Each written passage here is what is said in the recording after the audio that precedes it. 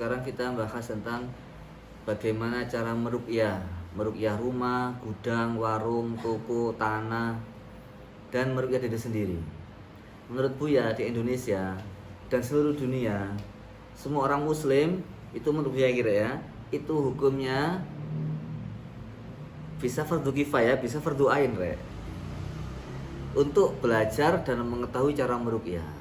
Tapi kalau kondisi yang ada di Indonesia sepertinya itu fardu ain gitu untuk belajar meruqyah itu. Sepertinya ke sana arahnya karena hampir banyak orang itu mengalami gangguan itu. Yang jelas ulama sepakat sihir itu ada. Yang jelas orang-orang yang nggak percaya hantu ada itu nggak mungkin, pasti ada itu. Ada museum santet kok di Bandung apa di mana itu? Ya, ada museum santet itu di Jawa Barat apa di mana. Jadi itu ada. Jadi sihir itu pasti ada, Al-Quran juga menyebutkan, kenyataannya ada, dan Rasulullah itu mengajari umatnya bagaimana meruqyah. Jadi ini bukan ilmu aneh, bukan ilmu gaib, bukan ilmu hitam, bukan ilmu kelni, bukan. Ini Rasulullah yang mengajarkan, dan Rasul juga mempraktekkan. Maka semua umat Islam harus tahu ilmu ini. Jadi nggak usah ke dukun kalau ada apa-apa, atasi sendiri, gitu aja. Gimana cara meruqyah rumah, meruqyah diri sendiri? Ada banyak caranya. Dan mudah sekali dan terbukti. Tidak hanya teori, ini yang buktikan banyak orang. Cara ini gampang sekali, ada banyak metode. Yang paling mudah adalah salah satunya yang paling mudah begini. Bacakan air itu dengan, kalau tahu dan biasa baca Rabbul Haddad, Haddad. Bacakan Rabbul Atos kalau bisa. Bacakan Rabbul Latif, Hasib Nasor, Hasib Nawawi. Silahkan kalau bisa. Itu hebat itu tiupkan.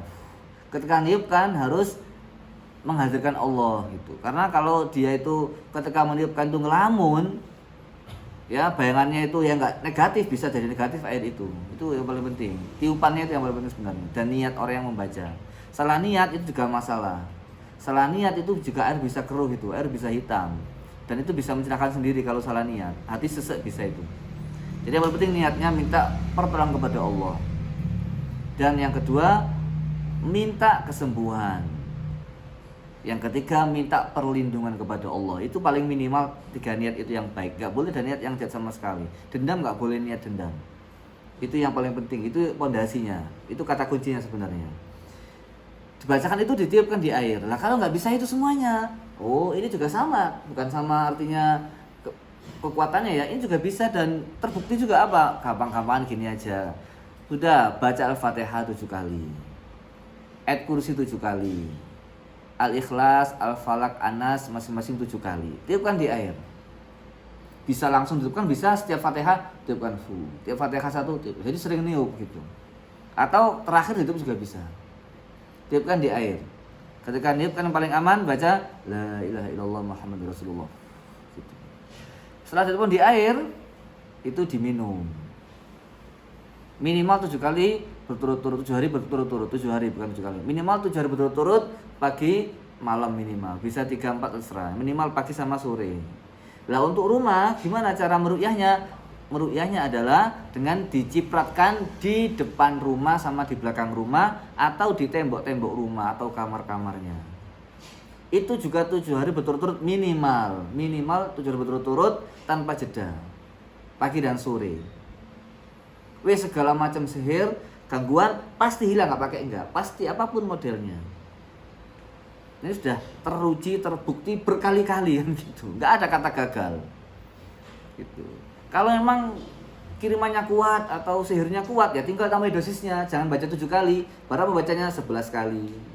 Kok kayaknya agak genting, baca 21 kali gitu. Yang penting harus niatnya tadi itu loh ya. Jangan sampai salah niat, dendam, mangkel supaya kapok ini, supaya mati juga orangnya, hancur ini orangnya, berkeping-keping. Cepat meninggal dunia ajalnya. Enggak boleh gitu. Wis itu pokoknya kita melindungi diri kita gitu aja. Wis itu pasti hilang pasti. Toko juga gitu. Setiap kalau toko menurut Buya jangan 7 hari ya, setiap hari kalau bisa. Setiap buka toko baca tadi Al-Fatihah, Ayat Kursi, Al-Ikhlas, Falaq, Anas 77. Tambah sholawat jangan sampai lupa, baca auzu juga. Dosanya bisa tingkatkan tiup di air, buka toko, disiratkan di depan-depan tokonya, di belakang-belakangnya. Ayat Kursi, baca Ayat Kursi sampai selesai. Nah, kalau sudah agak genting, baca ayat kursinya nggak bisa banyak. Nah, ayat kursi itu kekuatannya ya semua kuat ya, artinya ujungnya punjernya itu di wala yauduhu hifdzuhuma wa huwal aliyul azim. Kalau itu dibaca 7 kali malah hebat lagi. 7 kali kali 7 kan, ayat kursinya 7 kali, pas wala yauduhu hifdzuhuma sampai azim itu 7 kali tambah hebat lagi itu. Pokoknya tambah hebat, kuat lagi. Itu tiupkan diciprat-cipratkan di air di depan rumah sama belakang rumah sama di tembok. Tuh, kalau di orang ya sama diminumkan. Niat harus ada niatnya, Rek. Ya Allah, berikan saya kesembuhan. Terus digosok-gosok di tangan, di kaki, di kepala, di tempat yang sakit. Terus itu sudah nggak usah ditanyakan, buktikan saja. Tinggal nambah dosisnya. Kalau sekiranya kok kurang begitu ngefek, dosisnya tambahi lagi. Apa dosisnya tambahi? Agak banyak gitu. Terus nggak fungsi. Ini doa ngefek pasti, nggak pakai enggak. Itu minimal. Rasulullah banyak mengajarkan kalimat yang lain seperti afahasibatum annama khalaqnakum abasa ila akhirih law anzalna hadzal qur'an ila akhirih wattaba'u ma tasyayyatin ala mulki Sulaiman. Itu kan panjang ya, orang awam mungkin nggak bisa. Yang itu aja yang bisa standar itu. Tinggal ditambahi dosisnya itu sudah hebat sekali. Itu yang pertama. Yang kedua, kalau sakit itu minum ya. Kalau nggak sempat minum, sakit lemas, gimana mau minum, nggak bisa bangun kan gitu. Itu pegang yang sakit baca ayat kursi 11, 21 kali, 11 kali bisa. Dia sudah pernah cerita, Buya pernah kan waktu itu siang-siang, sakitnya itu sudah kayak mau mati itu. Buya ini gini pokoknya. Tapi Buya daripada tanpa perlawanan kan, daripada diem gitu aja kan, Buya baca perutnya dipegang, Buya baca kursi sama Buya dihitung 11 kali, hilang total. Langsung hilang, nggak pakai obat. Waktu itu nggak tahu kenapa itu siang-siang jam 2 siang. Waktu di rumah dinas itu. Jadi siang-siang nggak bisa kan, kepalanya sakit kan, sama Buya di ruqyah. Buya kepalanya mungkin kayak kan ada pakunya, Buya curiga di ruqyah Buya. Terus Buya sendiri yang langsung sakit itu waktu itu. Umi langsung sehat Umi itu.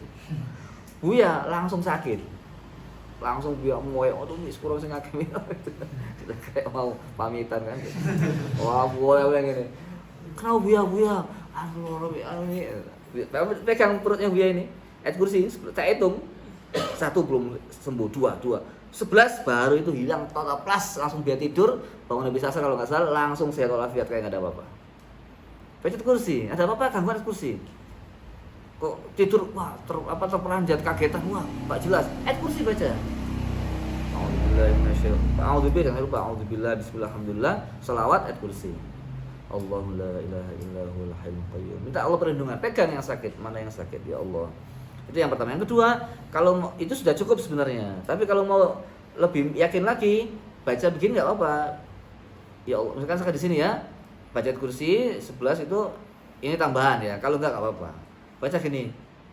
Ya Allah, hilangkan penyakit saya ya Allah dengan ridho-Mu, kekuatan-Mu ya Allah. Ambil, buang gitu aja.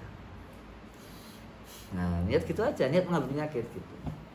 Nah, itu cara untuk tanpa air untuk diri sendiri. Wes gak usah ngomong jinnya terlalu kuat, jinnya banyak ribuan, gak usah ngomong gitu. Pokoknya sembuh teman. Paham ya? Ini yang datang raja jin semua misalkan. Wes gak usah raja, gak usah komandan, gak usah panglima, pokoknya gangguan apa saja hilang. Ini sudah survei memang, kenyataannya demikian. Wes itu susah. Nah, gimana orang kesurupan sekarang? Orang kesurupan itu yang sudah terbukti Fauzi ini kemarin ya. Ini surveinya dia ini. Dia membaca air dibacakan Ayatul Hifzi. Ayatul Hifzi itu nanti buka di Google muncul. Ayatul Hifzi itu ada 30 ayat kalau nggak salah ya. Itu potong-potongan Ayatul Hifzi sama Wid Sakron. Ditiupkan sama Fauzi, ditiupkan, diminumkan. Tapi nggak mau kan orangnya kan dipaksa ini diminumkan begini, langsung muntah yang kesurupan itu. Terus rumahnya dipercikan air kursi sama Fauzi itu. Sama Fauzi juga jempolnya dipegang ya sih ya, dipegang dipinjat sama baca ayat kursi sambil niat dikeluarkan gitu. Ya segitu aja bisa. Langsung sembuh. Jadi santai, kamu nggak boleh lari. Mana. Bukan kita sok bukan sok dukun, tapi enggak, itu orang muslim itu. Ya, anak sakit gak enak, udah ruqyah sendiri aja. Masih dihidupkan anak rewel, siapa tahu ini ada nggak bagus saya ayat kursi, dia bukan gitu aja diusap-usap kepalanya ayat kursi, itu sembuh itu. Jangan sekali, berkali-kali sampai reda gitu. Jangan menyerah satu kali kok nggak ngefek, kayaknya nggak cocok ini, nggak bisa gitu, nggak cocok, mesti cocok ini karena bukan paracetamol. Wah ini doa ini, wah mesti cocok, nggak cocok, mesti cocok ini. Nek ngene iki mesti cocok nek urusan begini. Pokoknya kamu ikhlas hatimu tadi ya. Itu yang paling penting niatnya. Itu tentang masalah ru'yah kesurupan itu. Jadi sambil niat dikeluarkan. Selanjutnya, ciri-ciri orang kena jin itu kayak gimana? Salah satunya biasanya dia nggak bisa tidur sama sekali. Mimpinya kadang-kadang itu alam-alam yang aneh-aneh. Kejar ular, di alam yang pokoknya nggak biasa dirambah oleh manusia, itu juga indikasi. Terus kemudian dia itu kalau tidur itu lama nggak bangun-bangun, hati-hati sih kata bangun-bangun. Tidurnya itu lama nggak bisa dibangunkan, sulit dibangunkan, itu juga masalah itu. Ya sampai ditarik dikit oleh jadi nggak tangi misalnya. Itu indikasi juga, tapi ya tergantung kan. Tidurnya lama itu, bisa sampai 3 hari nggak bangun-bangun misalkan. Ya atau nggak tidur 3 hari terus nggak sakit, nggak lemes, ya itu indikasi kuat itu. Itu biasanya, itu fisik. Tapi nggak lemes. Kalau nggak tidur lemes itu normal, berarti nggak kena jin berarti. Kalau nggak tidur kok nggak lemes itu nggak bagus itu malah perlu tidur ya. Yang kedua apa Rek? Mimpinya yang aneh-aneh, ular, hutan, nah itu. Selanjutnya apa? Hati itu rasanya itu mangkelan sama orang, mangkelan itu jengkelan sama lihat orang tuh jengkel. Kalau suami punya istri, istrinya nggak apa-apa tapi mangkel istri sama istrinya. Masuk rumah itu nggak nyaman, kayak nggak betah. Terus rumah keadaannya itu panas itu kayak membuat kita itu nggak betah, mau keluar aja. Kalau keluar sudah plong, hati regam. Itu juga masalah. Tergantung ya, kalau nggak pernah rekreasi kan ya plong. Tapi kalau ini kok bawendino gitu ya kan masalah. Itu selanjutnya adalah rumah itu sering berantem, tengkar. Sering sakit-sakitan nggak sembuh-sembuh, gantian. Nggak ada senyum. Rasanya kudu ngamuk kabeh sak rumah. Satu rumah itu maunya pencerengan aja, jarang senyum, jarang bergurau, makan nggak enak, tidur nggak nyenyak, itu juga indikasi biasanya. Ya, jadi lihat orang itu kayak mangkel padahal nggak ada masalah gitu. Itu juga masalah, itu setan itu. Innama syaitanu yuridu syaitanu ayyuqi'a bainakumul adawah. Misalnya maunya kita musuhan. Suami istri juga gitu, kalau nggak ada masalah kok mangkel sama istri suami, itu indikasi juga bisa jadi ya. Itu. Selanjutnya apa? Selanjutnya itu ada hewan-hewan yang aneh. Cicak mati tiba-tiba banyak. Semut nggak apa-apa nek gak mati rezeki itu, tapi nek semut umpake mati ombyokan itu indikasi kuat, itu jelas. Gak diapa-apa kok mati sendiri. Nggak diapain kok mati. Matinya pun nggak 1 2, ratusan, Bang. Wah, jelas itu kiriman itu. Bang, nek semutnya akeh kok jalan lurus-lurus kayak orang gerak jalan gitu nggak apa-apa. Berarti banyak gula, ada belum dibersihkan ya, atau banyak rezeki lah kalau orang Jawa hitam. Tapi kalau buahnya kok mati berseliweran, wah itu sudah indikasi. Ya, nah, maka itu harus diru'yah. Itu salah satu ciri-ciri rumah yang ada. Yang kedua apa? Bau nggak enak. Bau nggak enak, sumbernya kok baunya tiba-tiba nggak enak. Nah itu diru'yah. Ayat kursi langsung baca. Tiba-tiba misalkan kamu di tempat mana ya, di rumah atau di gunung, kok tiba-tiba baunya nggak enak misalkan, ru'yah aja. Itu. Karena bau itu juga indikasi kuat, bau yang sangat menyengat ya, lengur. Dan tempat yang ada yang sangat rawan ditempati makhluk nggak bagus apa? Rumah kosong, yang kotor, lembab, nggak ada cahaya, itu rawan sekali.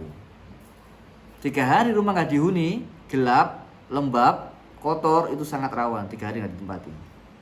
Jadi kalau meninggalkan tempat, mestinya lampunya harus hidup. Kalau bisa, ya. Nah, atau sebelum pergi disifati air dulu, Nah, gitu. Termasuk malah sholat itu juga indikasi loh ya. Sholat itu berat, itu indikasi. Berat itu artinya, pokoknya nggak sempurna pokoknya. Wabot pokoknya, bot itu pokoknya kudu ngamuk enak sholat itu, ya. Itu juga indikasi. Tapi bisa juga itu harus dilawan dengan setan biasa kan gitu ya. Tapi kalau sampai belas nggak mau sholat, terus jarang sholat, ya macam-macam, ono sing karakter, ono sing anu ya, tapi kan ini bisa tinggal dilihat saja, di screening kan gitu ya. Ini apa? Jadi itu adalah indikasinya. Kalau ada orang sering jerit-jerit, ngamuan, mengigau berlebihan malam, itu indikasi juga.